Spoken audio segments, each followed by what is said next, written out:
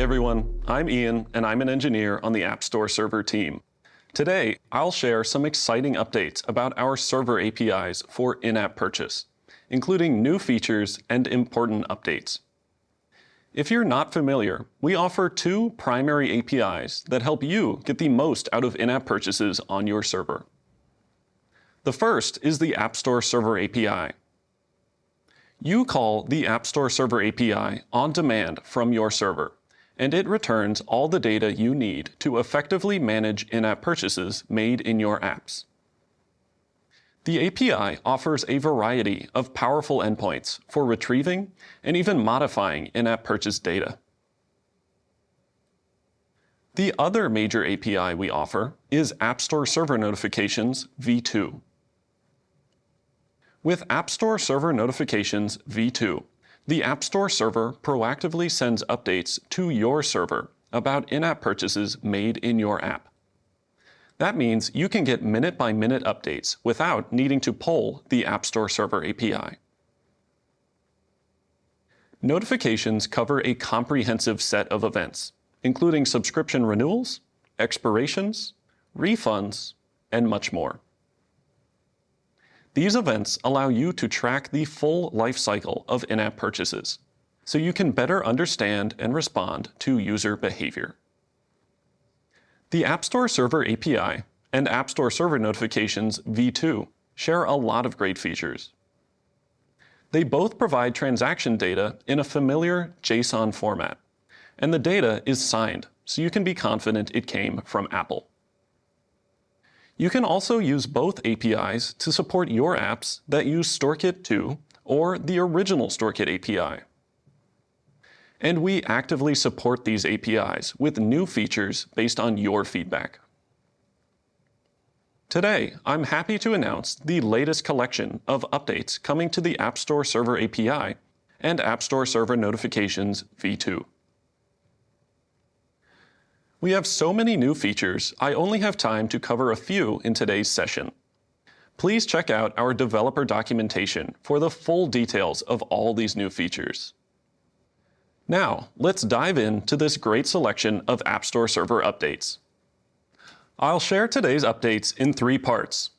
First, I'll detail some new features that make working with transactions on your server easier. Next, I'll cover enhancements to App Store Server Notifications that will help you reliably determine the status of your users' subscriptions. And finally, I'll provide important updates about migrating away from our older APIs. Let's get started with transactions. Transactions are a core data object for in-app purchase. They represent an in-app purchase on a device and contain important information about that purchase, such as the product identifier, the type, the purchase date, and much more. The App Store server represents a transaction through a JSON object signed with JWS. This is a secure, standardized format that you'll see across the App Store Server API and App Store Server Notifications v2. The primary way to retrieve these signed transactions is using the Get Transaction History endpoint of the App Store Server API. This endpoint returns the full transaction history for a given user of your app, so you can use it to keep up to date with all of a user's purchases from past to present. But sometimes your server is already aware of a transaction, for example, due to a call made from your app to your server. Server-side, you may want to further validate that transaction and ensure you have the most up-to-date information for it. Previously, this use case required calling Get Transaction History and sifting through the response for the matching transaction. Once found, you could refresh your record of the transaction with the data in the response. This process might feel tedious, particularly if your user's transaction history spans multiple pages, requiring multiple calls to the endpoint. And it also doesn't work if you're looking for a finished consumable transaction, as those don't appear in the Get Transaction History response. This use case simply demands a more specific solution. That's why today we're introducing a new endpoint that will directly address this use case. With the new getTransactionInfo endpoint, you can request the signed transaction information for a single purchase, and all you need to provide is a transaction ID. All transaction IDs are supported, no matter the product type or the finished status of the transaction on the user's device. That's right, you can even fetch finished consumables from this endpoint. Let's take a quick look at how the new endpoint works. You'll send a GET request to this new endpoint on the App Store server, including the transaction ID as a path parameter. You'll receive a response containing a signed transaction info string. By decoding the signed transaction info, you can view the transaction information for the ID you provided in the request. And that's it. The new getTransactionInfo endpoint is quite simple, but makes for greater flexibility when working with transactions on your server. I think you'll find it useful for a variety of use cases. Now, let's take that theme of flexibility and extend it even further.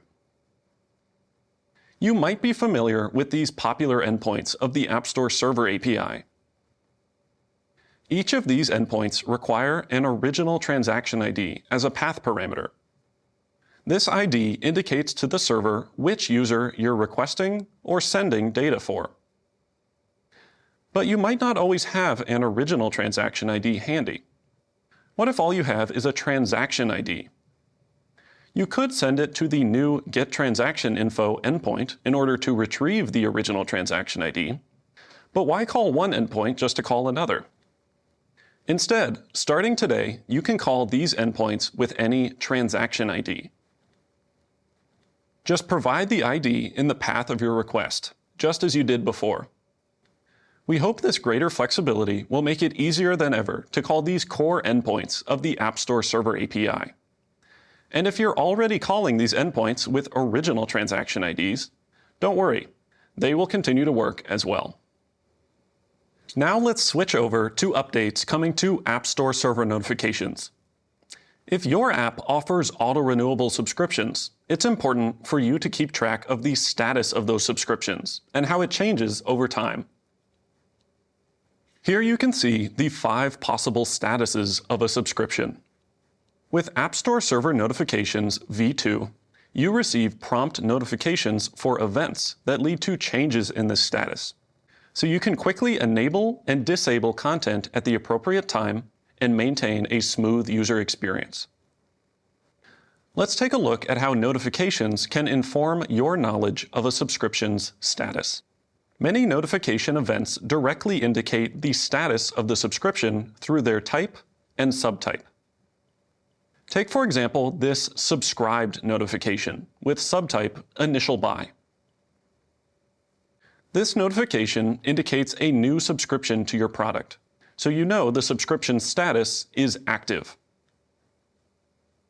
Here's an even simpler example where the notification type is expired. This clearly indicates that the status of the associated subscription is now expired. But for some notifications, the subscription status may not be so clear. Take, for example, this refund notification. This notification type is sent when a refund is granted for an in-app purchase made in your app. Checking the signed transaction info of this notification will tell us what purchase was refunded. In this case, we see the refund was for an auto-renewable subscription, so we'd like to update our record of the subscription's status. It might be tempting to assume the status is now revoked, but that's not necessarily the case. If there's a more recent subscription renewal purchase with the same original transaction ID, the status of the subscription could still be active. If that's the case, you should not disable access to the subscription content. In this situation, the status of the subscription is simply unclear, and the data in the notification alone is not enough to update it. This is not ideal. When you receive an App Store server notification for a subscription, we want it to clearly indicate the latest status of the subscription, so you can keep this important information up to date on your server. That's why today we're introducing a new status field to the data object of App Store Server Notifications v2. This field is a simple integer that indicates one of the 5 core states of a subscription I detailed earlier. This new field will be included in every notification we send for auto-renewable subscriptions. Now, you can get the status of a subscription without having to call the Get All Subscription Statuses endpoint of the App Store Server API. Let's see how this new field improves the scenario I described earlier. Now, when you receive a refund notification for a subscription, you can simply check the status field to understand the status of the subscription. In this case, it's 1. So you know the associated subscription is active. The new status field makes App Store server notifications more useful than ever. So useful that you'll want to ensure you don't miss a single one. But if your server experiences an outage, the App Store server may not be able to reach it to send a notification. That's why we offer the Get Notification History endpoint of the App Store Server API. This endpoint allows you to request up to the last 6 months of version 2 notifications the App Store server generated for your app. That way, when your server has a known outage, you can call this endpoint for the outage period and retrieve any notifications your server missed. For some use cases, though, this process might not feel very efficient. Occasionally, your server may miss a notification even outside of an outage. For example, due to transient network issues. In this situation, you might not have a clear time period to query the endpoint with, leaving you to sift through pages of notifications that your server has largely already received. To address this use case, we're introducing a new request field to Get Notification History called Only Failures. This optional field will limit the notifications returned to only those that have failed to reach your server. The response will even contain notifications that are currently in the retry process. Now you can recover from outages and occasional network issues much faster, as you only need to parse notifications that your server hasn't already seen. Let's take a look at how this new field works. You send a request to the Get Notification History endpoint, and you include the new field, Only Failures, in the request body. Here's the response. Each entry in the Notification History array represents a notification, and since you included the new Only Failures field in your request, every notification listed here has failed to reach your server. Let's zoom in to a single notification entry. Here we have the signed payload. We can decode this string to view the contents of the notification, just as it was originally sent to your server. Taking a look at the send attempts array for this notification, we can now see the result of each send attempt. This array may contain up to 6 entries, with 1 for the initial send attempt and up to 5 for retries. Here, we see only 2 entries, and both have failed, so the notification must still be in the retry process. If a later retry is successful, this notification will no longer appear for subsequent requests that include the Only Failures field. So that's how the new Only Failures field works. I think you'll find that it makes Get Notification History even more useful. Finally, an important update about migrating away from our older APIs. If your app has offered in-app purchases for some time, you're likely familiar with the Verify Receipt API. In 2021, we released the App Store Server API as the new way to get in-app purchase data from the App Store server. Let's compare these two APIs. With Verify Receipt, you can verify and decode the receipts you receive from clients running the original version of StoreKit. With the App Store Server API, you can fetch all the same data you find in receipts and more using these 3 endpoints. And the App Store Server API also provides a variety of additional endpoints that offer useful data and powerful functionality you won't find anywhere else. Shifting to our notification APIs, we still support the older App Store Server Notifications v1. But in 2021, we introduced App Store Server Notifications v2. Now let's compare these APIs. App Store Server Notifications v1 and v2 both offer real-time in-app purchase events sent directly to your server. But v2 offers greater clarity by defining events using both a type and subtype. And the differences don't stop there. v2 also offers notifications for additional events, the ability to request a test notification, access to notification history, and the brand new status field for tracking the state of your users' subscriptions. By adopting the App Store Server API and App Store Server Notifications v2, you'll unlock a wide array of new features for securely and efficiently managing in-app purchase data on your server. Ultimately, that means a better in-app purchase experience for your customers. That's why today we're announcing the deprecation of Verify Receipt and App Store Server Notifications v1. Starting today, these APIs are considered deprecated and will no longer receive feature updates. Start planning your migration now to enjoy all the benefits of the newer APIs. Migration requires just a few short steps.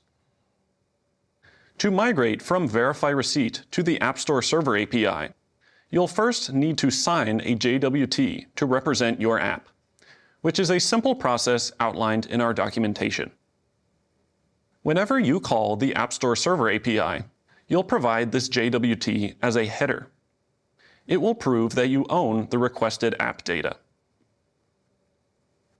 Next, you'll need to save a transaction ID for each of your users.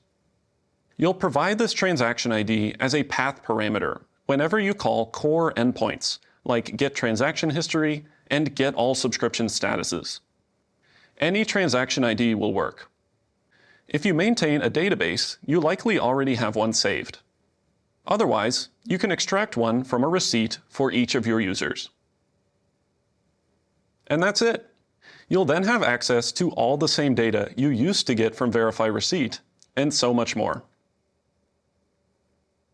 Migration from App Store Server Notifications v1 to v2 is even simpler. First, prepare your server to parse the new v2 format. If you're already using the App Store Server API, this step should be straightforward, as App Store Server Notifications v2 uses the same JWS transaction format. Once your server is ready, visit App Store Connect to change your preference from v1 to v2 notifications. To test your implementation, you can start by receiving version 2 notifications in Sandbox only. After switching your preference, the App Store server will start sending new notifications in the v2 format. If you have any v1 notifications in the retry process, you may continue to receive them for up to 3 days. For more assistance with migration, we have additional resources available. The App Store Server API and App Store Server Notifications v2 are available in the Sandbox environment, so you can test your implementation before rolling it out to production.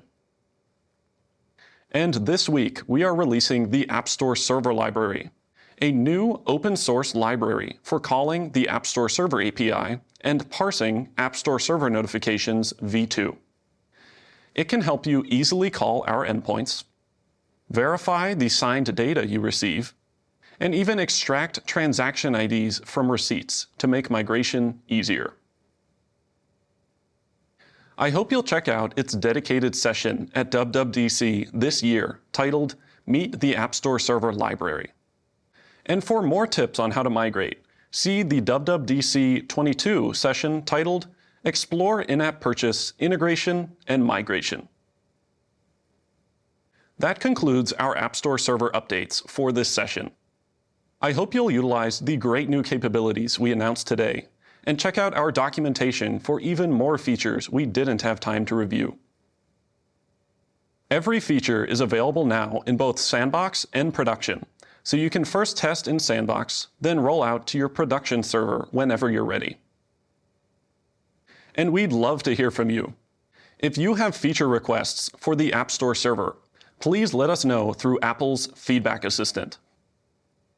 Thanks for joining me at WWDC 23.